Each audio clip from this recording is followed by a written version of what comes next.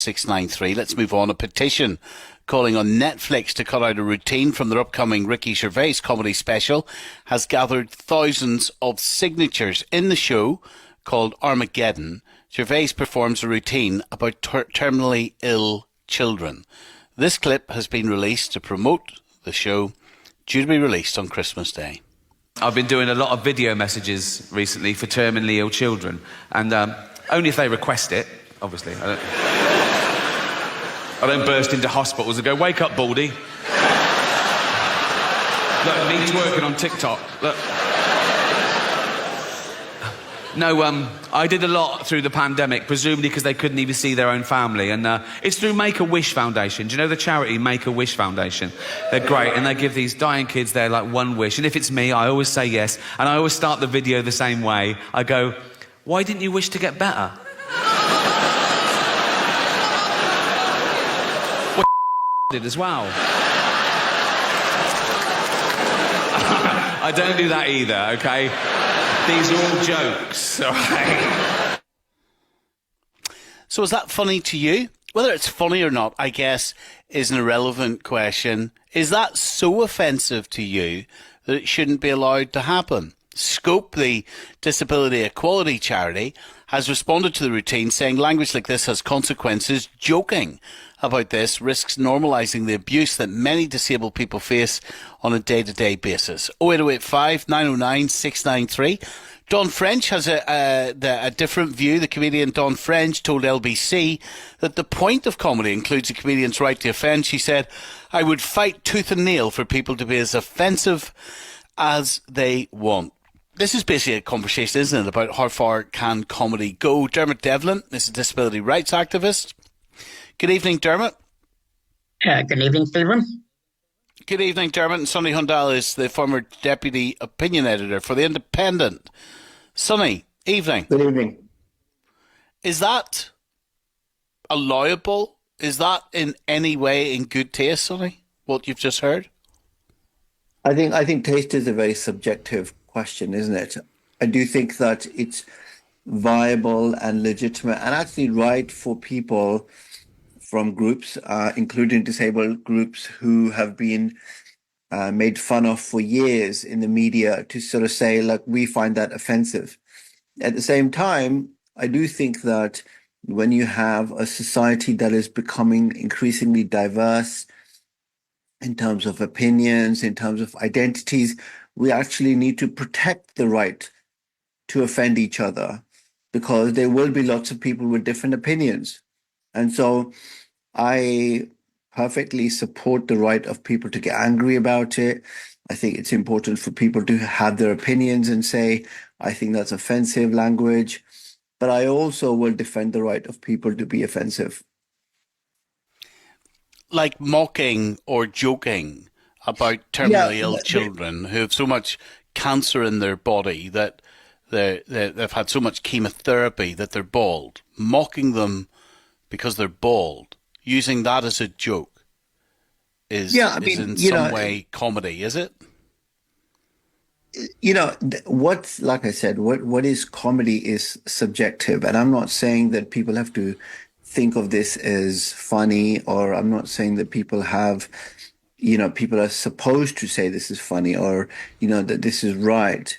It's more the idea that I push back at this idea that if we find something offensive, that it should be banned. Because I think that as you get to be a more and more diverse society where lots of people will disagree with each other, have different opinions about issues, then if you start banning stuff which is offensive, the problem with that is pretty much soon you end up everything being banned. And that's one of the big defences from this type of material not being banned, Sonny, is because it's described as comedy. So comedy is about being funny or humorous. What is funny about bald children who are bald because they are often dying from cancer? What is comedic about that? Well, I would go further. I mean, it shouldn't just be comedy that shouldn't be banned. If someone were to write an article about it, or someone was to write a poem which others found offensive, or even had an opinion which was that others found offensive, but then I this think was that written. people should have the right to that. But this The was right. written for laughs. Yeah, and I'm not saying that people have to find it funny. Do My you? point is to say that, in a society where you want people with lots of different opinions, and you have an increasingly diverse society, we have to protect the right for people to be offensive Yeah. to each other.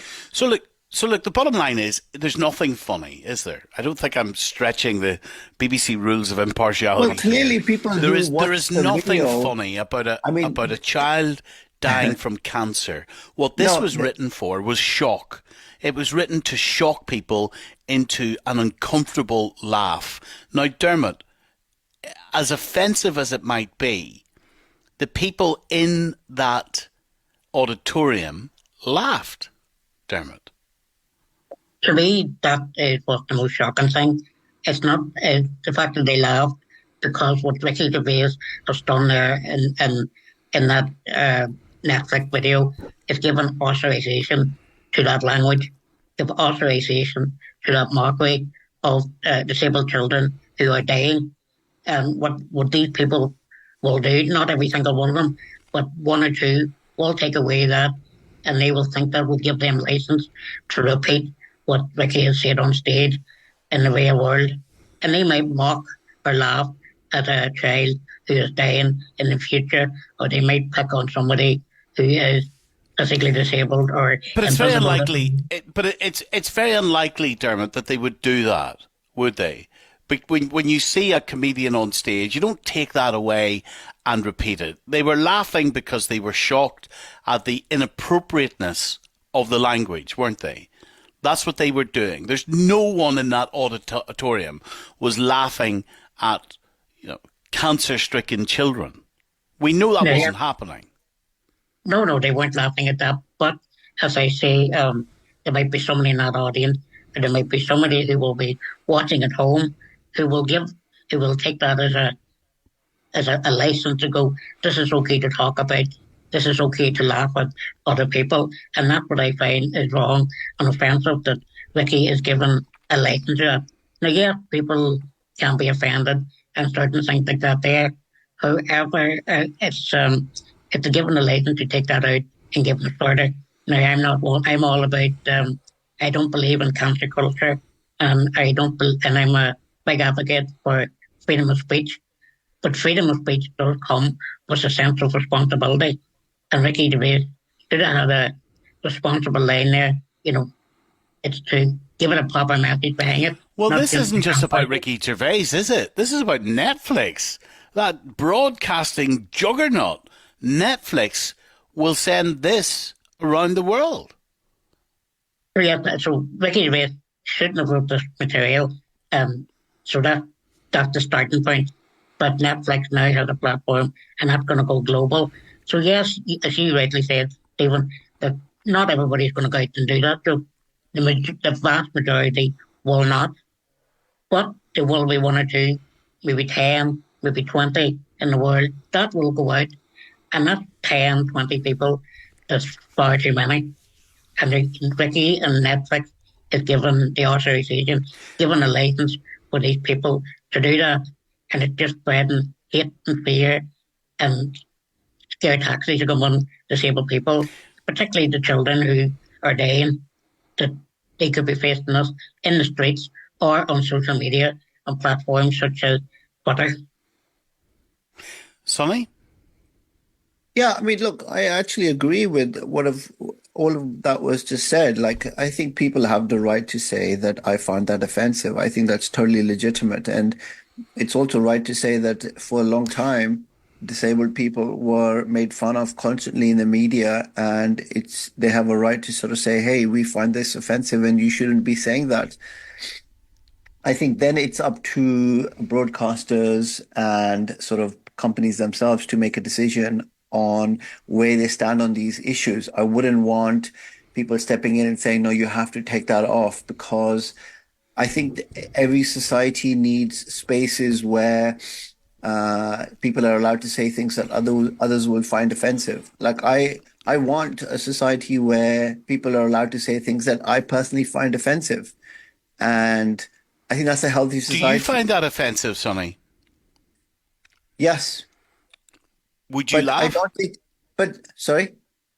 Would you have laughed when you heard it? I think the context of what he's trying to sometimes Ricky Gervais's jokes are not that straightforward because what he's trying to sometimes do is make a longer point about how he tries to make people uncomfortable with his jokes, and those are part of the point to make people feel uncomfortable and push them towards an edge where they might think, "Am I allowed to laugh at this or not?" And I think he did that with the last series pretty effectively, and I found it parts of it which were not that funny, but parts of it I found funny, others didn't. And it's very subjective. But at the end of the day, all art is subjective, whether it's, comedy, writing, music, poetry. And I don't want people to go around saying, well, if I find that offensive, that should be banned, because that's a very dangerous road to go down because then anyone can find anything offensive and then want that banned. And that's not healthy. That's not a healthy society. Well, I Dermot, sorry, I can understand what Sonny is saying there, and I do appreciate what he's trying to say. But as you say, in the last material, and the Ricky Gervais is using it to make a point to be shocked, to shock people into doing that. But to me, that's not the good message put out to shock and say whatever you want, because ultimately it is going to hurt people. Now, I'll give you an example of when it does work. Now, Daniel Floss, this comedian from Scotland, now he spoke many times about his disabled sister, Josie, in his material over the years, who has cerebral palsy and passed away when she was 7. Now, that is shock value. But Daniel had a proper, strong message behind it to educate people what real disabled lives look like. The good and the bad, and how it affects families and stuff like that. So it was very funny, and it had shock value, but it was educational as well to show what's going on.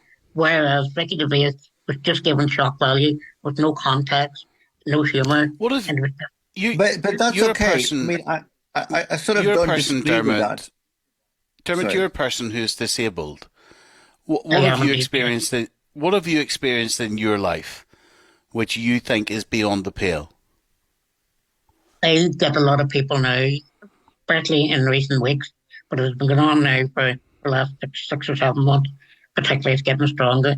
I would have people mocking me online regarding my disability. Because I'm 3 foot tall, and he would use uh, disability slurs to do with my height, disability slurs to do with all types of things about what I look like, and Does it it is hurt? quite a it is extremely hurtful, and it does affect my mental health. But I have to step back because I do a lot of work here, on disability advocacy. But it does make me fear to go online to do this, to get the hit. And I have been out and about in towns and cities across the country. And on a few occasions, people have got their camera out, pointing and laughing with their phone, taking pictures of me.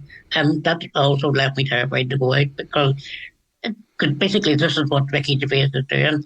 And Netflix is giving him a platform to do, to make people think that this is okay to treat people who are disabled like this. Take photographs, laugh at them in the street, and then come on to them online and say what they think is funny jokes. But it is ultimately hurtful and fearful for people like myself. Whereas, as I said earlier, if you took the Daniel Sloss route, he educates it with some humour is the right way. Whereas Ricky Gervais is just doing it for shock value with little to no context. We'll leave you with the last word, Dermot. Sonny, thanks for coming on tonight. Dermot, thank you very much indeed.